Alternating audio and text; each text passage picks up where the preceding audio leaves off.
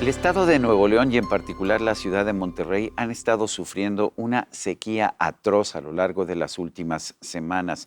Pero además no son las únicas ciudades ni los únicos lugares de nuestro país. De hecho, con el proceso del calentamiento global, sabemos que la falta de agua va a ser uno de los grandes problemas de México y de todo el mundo. Para tratar de entender qué está pasando en Monterrey y qué se puede hacer para resolverlo y qué está pasando, qué se está haciendo en el resto de nuestro país, yo he invitado pues a uno de los expertos más reconocidos de México en materia de agua. Es el ingeniero Ramón Aguirre, él es presidente del Consejo Consultivo de la Asociación Nacional de Empresas de Agua y Saneamiento de México.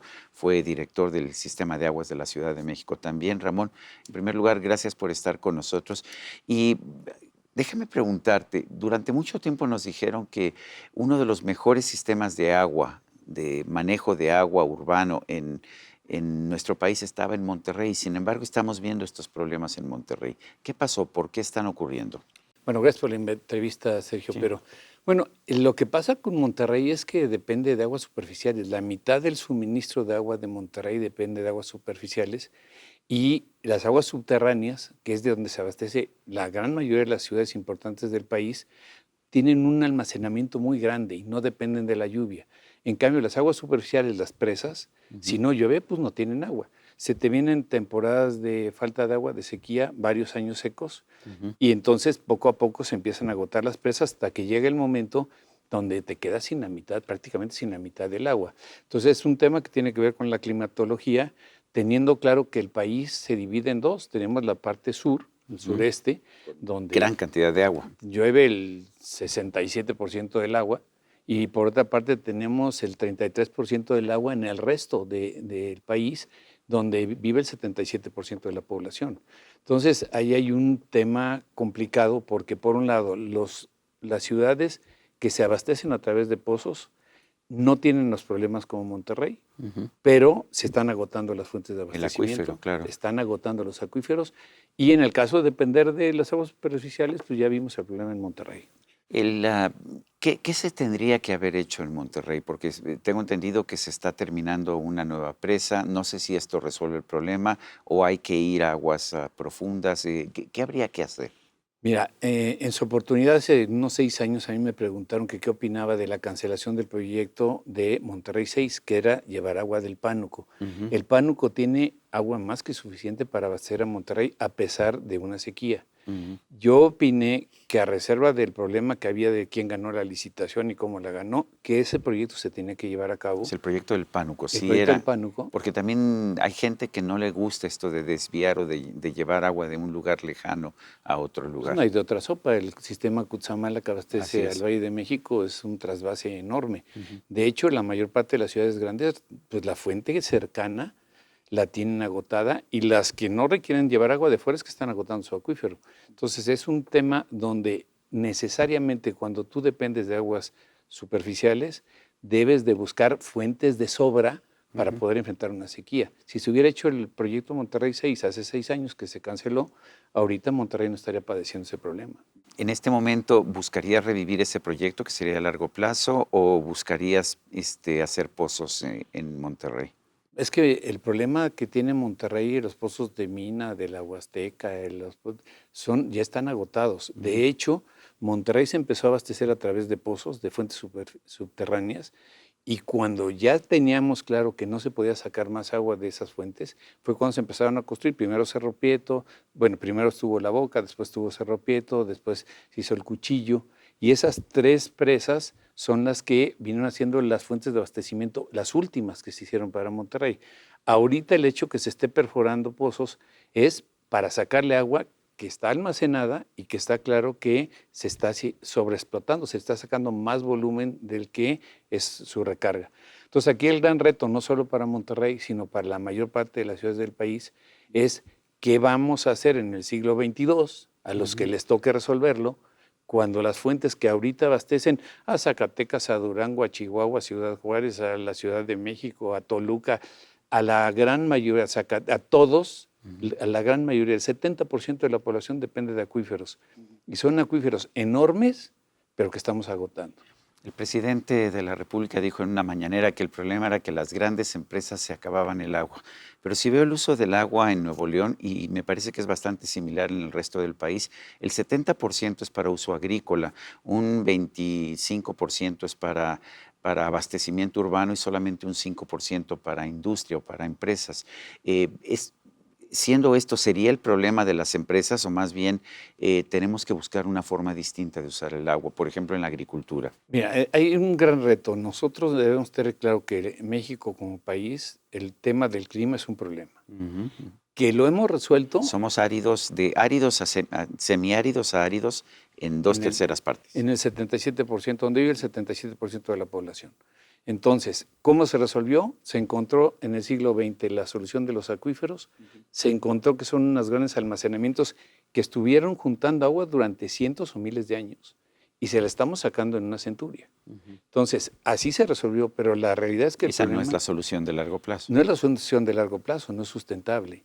¿Cuál es el reto, Sergio? Cambiar el consumo.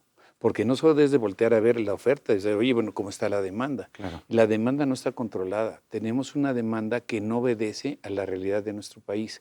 Deberíamos de tener todas las campañas que quieras de cultura del agua, Pero pero eso no ha funcionado, ¿no? no, o sea, pero eso es para cubrir el El rengloncito expediente, del sí. expediente. Esa es la parte política. Pero la parte real es hay que ponerle medidores a todos y tener tarifas diferenciadas, donde si yo estoy consumiendo, me gusta darme regaderazos de 20 minutos, ya sé que me va a llegar la cuenta del agua, donde voy a dejarlo de hacer.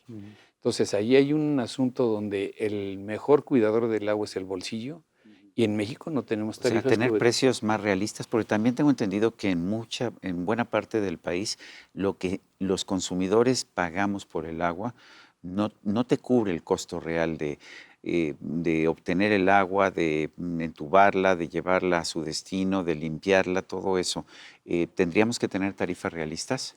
Pues Quizás con apoyo a los más pobres. se requieren tener tarifas que sean accesibles al pago de la gente, que el derecho humano al agua nos obliga a tener tarifas que no sean más de un salario mínimo al mes para la gente que gana un salario mínimo.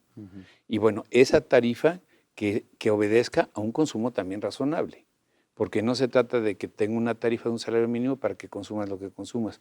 Entonces ahí hay un reto de tarifas escalonadas donde subsidio al que requiere subsidio, le cobro el costo real del agua a quien me lo puede pagar y además sanciono al que esté desperdiciando. Ese es uno de los puntos importantes que hay que poner sobre la ¿Qué mesa. hacen países como Israel, por ejemplo, que no tienen realmente casi nada de agua y sin embargo parecen haber administrado el agua muy bien? Bueno, las tarifas es un punto y el otro tema que hay que poner sobre la mesa en nuestro país es de que los organismos de agua están totalmente politizados. La rotación de los funcionarios es enorme. Llega gente que a lo mejor no es especialista en el sector, pero es gente que tiene capacidad, que tiene cierta cultura. Se empiezan a preparar y cambian, duran 3, 4 meses y los cambian. Entonces, así nadie puede avanzar. Y entonces se empieza a formar organismos que son muy ineficientes, que la rotación que hay es muy alta, las tarifas las fijan los diputados y por otro lado tenemos un Entonces se problema. fijan por razones políticas, Sí, como claro, ningún diputado que está normalmente pidiendo el voto porque de federal se pasa a estatal, después a ser presidente municipal, ninguno va a querer poner una tarifa que obedezca a una realidad. La gente prefiere pagar por un servicio que sí tenga que pagar una tarifa virtual de que en realidad no te va a llegar el agua que se supone y que debe después llegar. terminas comprando la de pipas. Me pasó, por ejemplo, en Ensenada, en una zona en particular de Ensenada, eh, había buen servicio de agua, después empezó a fallar y a fallar. El problema era rupturas en la red que le daba servicio a esa parte del municipio. Todo el mundo sabía de qué se trataba, había unas fugas enormes, pero el municipio finalmente le dijo a los residentes, bueno, el problema es que no tengo dinero. Oye, pero si yo pago agua y todo, pues no me alcanza. Y háganle como quieran, o lo reparan ustedes o se quedan sin agua. Necesitamos modificar la gestión integral del agua. Yo te quiero destacar que, por ejemplo, la Ley General de Aguas, que debió haberse promulgado en el 2013, 13, Ujú. pues ya tiene 9 años que no se tiene una ley que nos permita fijar lo que es el derecho humano al agua. ¿Qué dice esta Ley General de Aguas? Esa Ley General de Aguas es la que debe reglamentar el cuarto constitucional que habla sobre el derecho humano al agua y que distribuye las responsabilidades sobre el Estado, el municipio, los gobiernos federales, y la sociedad y todo el Estado mexicano en su conjunto. Bueno, te voy a decir una cosa que me dicen, una, los economistas y dos, los abogados. Los abogados les encanta establecer el derecho humano a tal cosa y los economistas te dicen, en el momento en que estableces el derecho humano a tal cosa, significa que vas a tener escasez, porque no se van a poder cobrar tarifas realistas, porque no vas a poder hacer las inversiones necesarias. ¿Qué opinas como ingeniero? Bueno, es que mira, te quiero decir, no es lo que opino yo como ingeniero, los derechos humanos no son gratuitos. Ujú. Y está establecido bajo qué criterios se debe tener el derecho humano al agua. Un tema es, Pero si el derecho humano significa que te quedas sin agua. es que decir que entonces no estoy cumpliendo con el derecho, pero un tema es el derecho, por ejemplo, a tener agua de calidad, a tener un cierto nivel de servicio, también Lo a cual cuesta dinero. que se me cobren ciertas tarifas. En el contexto internacional está claro de que el 3% de los ingresos es el que se puede destinar sin que haya un daño a la economía familiar para pagar el agua. Por eso hablamos de un día de salario mínimo para la gente que gana un salario mínimo al mes. Pero, por ejemplo, en una ciudad como París o como Barcelona, que tienen una gran cantidad de agua, tienen tarifas muy altas y consumen menos, de hecho, bastante menos que los mexicanos. Nosotros tenemos muy poca agua, tenemos tarifas muy bajas, pero estamos consumiendo mucho más, Sí, es una relación clarísima entre precio y consumo. por supuesto. O sea, Eso es lo que te diría un economista. sí, sí, Sí. claro. Ujú. Entonces, se necesitan fijar tarifas que la gente pueda pagar, pero Ujú. también tarifas que sancionen el consumo. Hay un gran reto en este tema.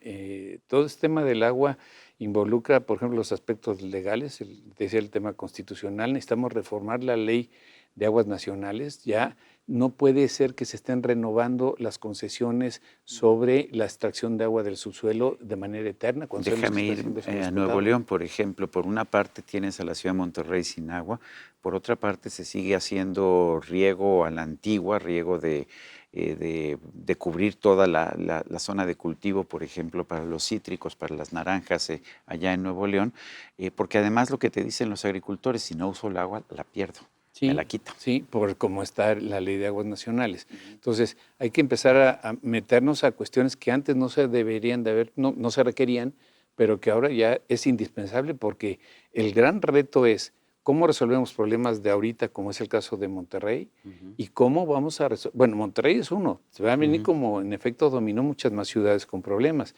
Se acaba de agotar ahorita por un problema en Hermosillo, se agotó una presa, hay problemas en Ciudad Juárez. Realmente estamos en una situación donde poco a poco se van presentando cada vez más problemas. Bueno, este tema es cómo resuelvo los problemas de ahorita, pero además cómo de manera responsable empiezo a trabajar para las siguientes generaciones, porque sí está el tema muy complicado.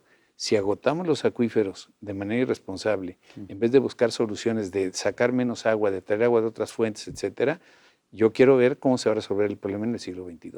Ramón, ¿qué hiciste tú? Tengo entendido que hubo un plan en la Ciudad de México cuando fuiste director del sistema de aguas. ¿Qué hiciste pensando en el largo plazo? ¿Hay un plan para la Ciudad de México en particular? Es un plan que se hizo y que abarca del orden de los 280,000 millones de pesos de inversión, que siendo claro sobre las posibilidades que se tienen en la ciudad para invertir, se hizo un plan a 50 años. Ujú. Entonces, el problema, Es que el bueno, problema del yo te agua se diré, debe ver a eso, a a 50 largo años por lo plazo. menos, ¿no? O sea, tenemos 50 años para resolverlo, pero no tenemos también tiempo que perder. O sea, hay que mantener un ritmo sostenido de inversiones, no solo, vamos a hablar a nivel nacional. En México se requieren invertir del orden de 70,000 millones de pesos, por lo menos en el tema del agua, y por lo menos unos 30,000 millones de pesos en el tema de la agricultura. Porque también lo que comentabas, hay muchas deficiencias en el uso del agua en la agricultura, pero también tenemos infraestructura que se construyó en los años 70 y 80, que es la que nos viene Que dando está llena de fugas. servicio, está llena de fugas, de filtraciones, etcétera. Entonces, de los 110,000 millones de pesos, se están invirtiendo 20. Ahora, esos 110,000 millones de pesos se requieren invertir todo el tiempo para ir construyendo una solución a largo plazo. No quiere decir que si un año le meto el dinero ya lo resolví, no, es este y el que sigue y el que sigue. El problema es que como es dinero que no se ve, pues llega el momento donde dicen, ¿sabes qué? Ahí ya no invertimos. Claro, porque no me puedo parar el cuello si soy político. Vemos las cosas en el corto plazo, ese es el problema. Ramón Aguirre Díaz, presidente del Consejo Consultivo de la Asociación Nacional de Empresas de Agua y Saneamiento de México, gracias por estar con nosotros. Muchas gracias por invitarme, Sergio. Bueno, y a usted, amigo, que al vernos y escucharnos hace posible este programa, se lo agradezco también. Esto es todo por hoy, pero no se le olvide. Nos vemos la próxima.